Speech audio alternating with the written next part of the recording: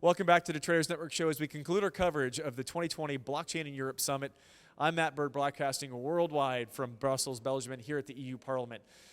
My next guest is the chairman of Bloq, with a Q. Yes. I got that right. BLOQ.com. Matt, welcome to the show. Thanks so much.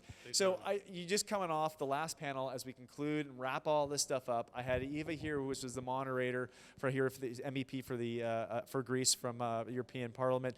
You had some amazing things to say, not just on that panel, but on a previous panel, I believe, as well. I saw you on.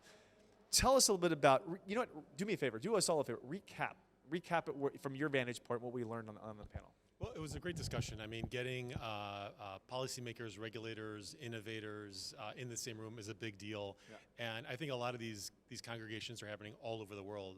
Being here in the European Parliament is amazing.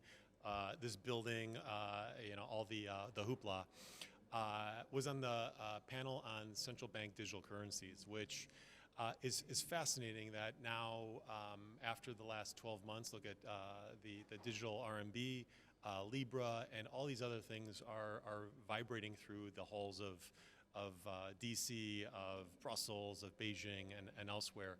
And people are paying attention to it. I think what was interesting on the panel is that the central banker from the Bundesbank was there, who I thought actually was very fair, engaged, and balanced on his commentary. But I think what's really happening with a lot of these central banks is that, like, and I described this in the panel, that it's like a duck, kind of swimming in a pond, where on the top of the water, it's all like smooth and like cordial and kind of matter of fact. But underneath, they are peddling like crazy to try and catch up on the tech, the regulatory dynamics, and the overall go-to-market. I think it's changing the dimension of money.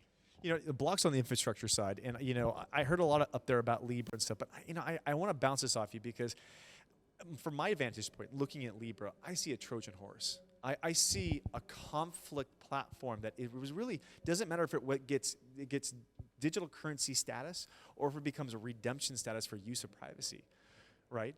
They win either way. And even if they get the latter of the two, where the regulators think that they're winning for whatever reason, they're actually winning because at the end of the day, it solves their privacy issue for compensation. They win one way or the other. Am I missing something here? No, I think you've got it right. I think the notion of Libra, which the tech is not that novel. I mean, you're putting fiat currencies into a bank account and tokenizing that. I think the real Trojan horse is Calibra, the wallet. And I think they're the people around that project are incredibly smart and think about it beyond just being a wallet for Libra. It's identity, money, and then pretty soon, if you squint your eyes enough, this looks like a bank. Can you borrow? Can you lend? Can you invest? And those are buttons and software that's now disrupting more than just banks. I remember when Facebook went public, and they were at 100 PE, 100 times PE, and everybody who wanted Facebook had already had it by the time it went IPO, and JP had to hold that thing up, right. I mean, with both shoulders. I remember that, days. right? Yeah. It was like, woo! And the question was, 70% of their user base was unmonetizable, and I think we have seen the future monetization value of Facebook. It's actually limitless if they succeed on the wallet side and they succeed on laying that virtual foundation. It's limitless where they could go. Yeah, but I also think there's like daisy chains that you kind of wrap together to show a curve, right? Yeah. And the early daisy chain was we're going to provide all these services you could share, you could collaborate, but you take that kind of cover off, and the model for Facebook and Google and others is not that inspired. It's advertising dollars, right? And so, in a way, it's like you would think the internet would have other monetization strategies and dynamics, but it's a cash juggernaut of ads. I think where it goes moving forward, I think it's a lot more equitable, where Facebook pays you for the attention that they capture. I think that's a really big idea for them beyond just the Calibra Libra project.